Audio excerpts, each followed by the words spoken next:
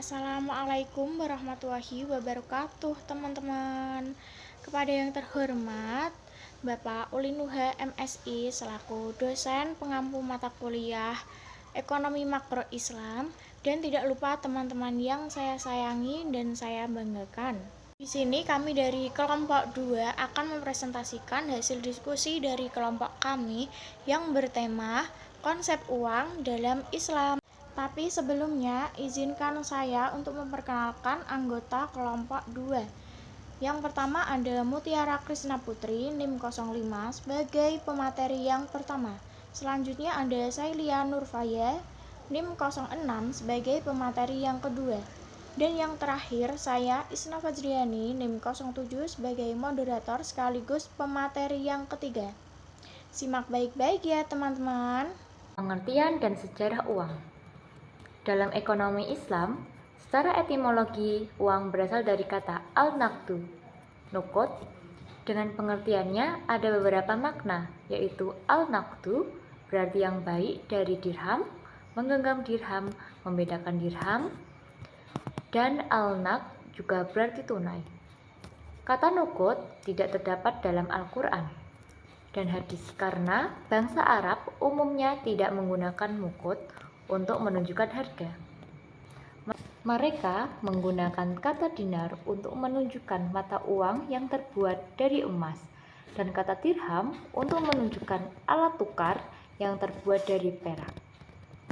Mereka juga menggunakan warik untuk menunjukkan dirham perak, kata ain untuk menunjukkan dinar emas. Sementara itu, kata fulus atau cuan tembaga adalah alat tukar tambahan yang digunakan untuk membeli barang murah. Menurut ahli ekonomi kontemporer, uang didefinisikan dengan benda-benda yang disetujui oleh masyarakat sebagai alat perantara untuk mengadakan tukar-menukar atau perdagangan dan sebagai standar nilai. Jadi, uang adalah sarana dalam transaksi yang dilakukan masyarakat dalam kegiatan produksi dan jasa. Baik uang itu berasal dari emas, perak, tembaga, kulit, kayu, batu, dan besi. Selama itu diterima masyarakat dan dianggap sebagai uang. Selanjutnya ada sejarah uang. Sejarah uang tidak terlepas dari sejarah awal peradaban manusia di dunia adalah sejarah awal manusia membuat uang logam dan kertas. Sejak ratusan tahun yang lalu, perkembangan uang ini melewati banyak proses, termasuk diantaranya dengan barter atau pertukaran barang.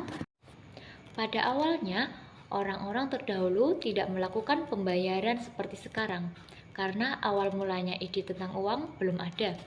Dan manusia hanya mengenal cara berburu, menanam, dan membuat pakaian sebisanya sangat sederhana. Mereka awalnya tidak mengenal cara bertukar. Mereka hanya mengandalkan apa yang mereka miliki saja dari hal berburu dan bertanam. Dan ketika jumlah manusia semakin bertambah dan peradaban semakin maju, jumlah dan jenis kebutuhan manusia juga semakin beragam.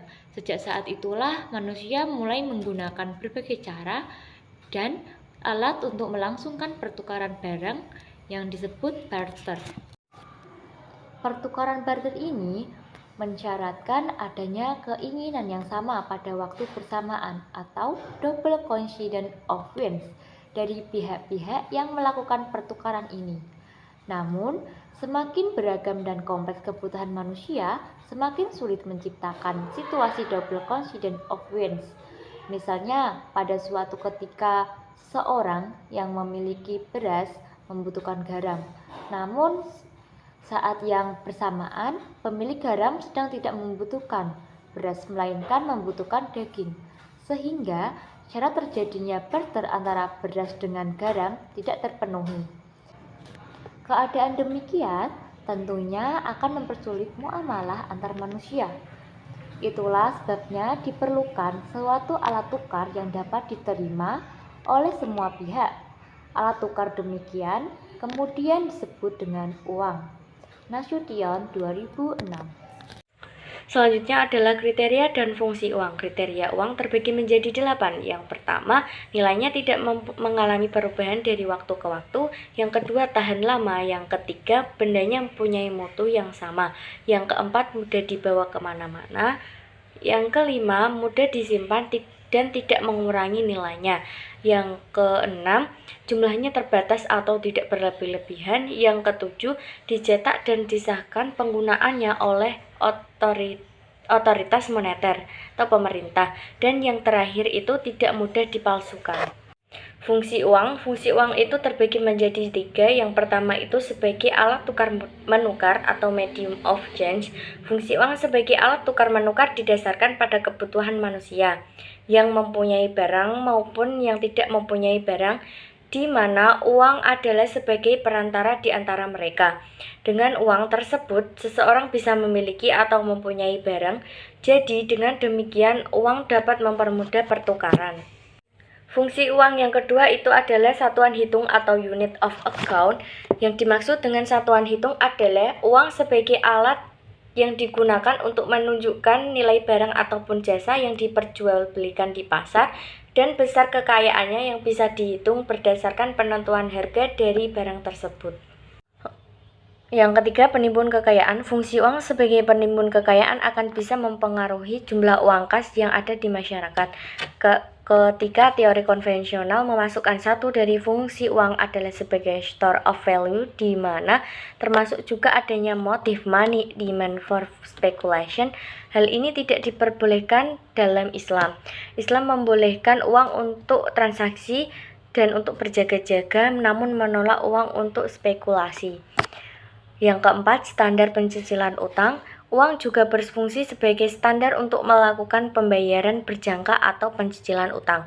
Dalam Islam, apapun yang berfungsi sebagai uang, maka fungsinya hanyalah sebagai medium of exchange.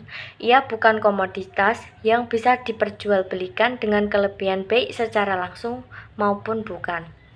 Selanjutnya itu ada jenis-jenis uang. Jenis-jenis uang itu terbagi menjadi 4. Yang pertama, uang kartal adalah alat bayar yang sah dan wajib diterima oleh masyarakat dalam melakukan transaksi jual beli sehari-hari.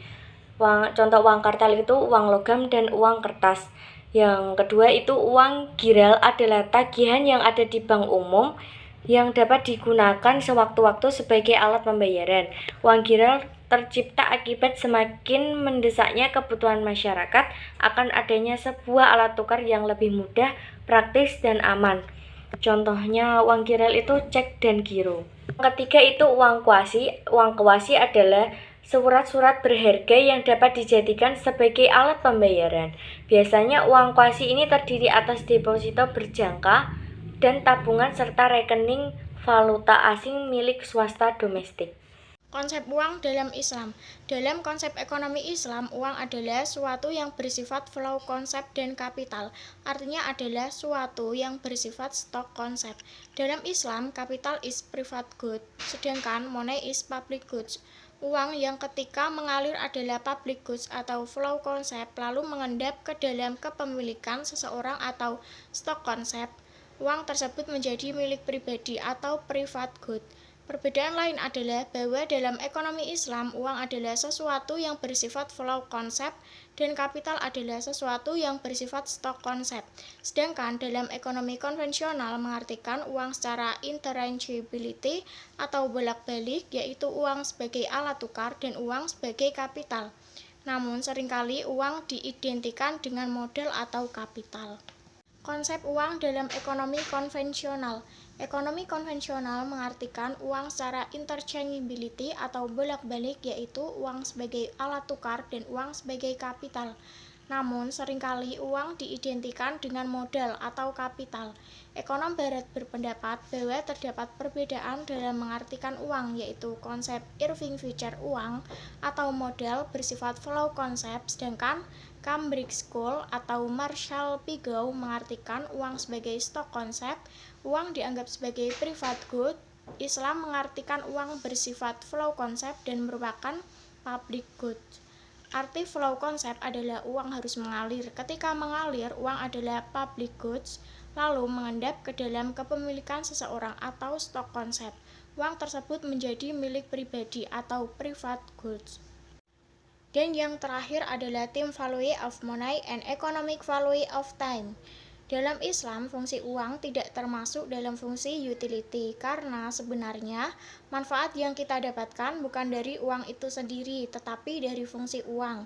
Economic value of time yang dikenal dalam Islam maknanya adalah bahwa time akan mempunyai economic value jika waktu tersebut ditambah dengan faktor produksi yang lain, sehingga menjadi kapital dan dapat diperoleh return. Jadi, faktor yang menentukan nilai waktu adalah bagaimana seseorang memanfaatkan waktu itu. Semakin efektif atau doing the right things dan efisien atau doing the things right, maka akan semakin tinggi nilai waktunya.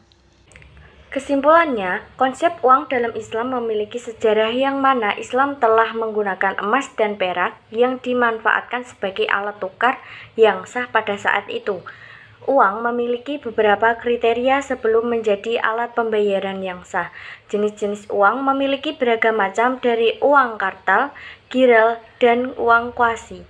Uang dalam Islam adalah kepemilikan umum, sehingga mengalami perputaran menjadi milik pribadi. Islam hanya mengakui ekonomi value of time. Tunggu dulu, ada pantun nih.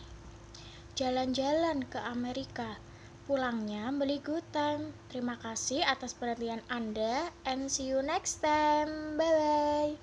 Wassalamualaikum warahmatullahi wabarakatuh, teman-teman. Dadah.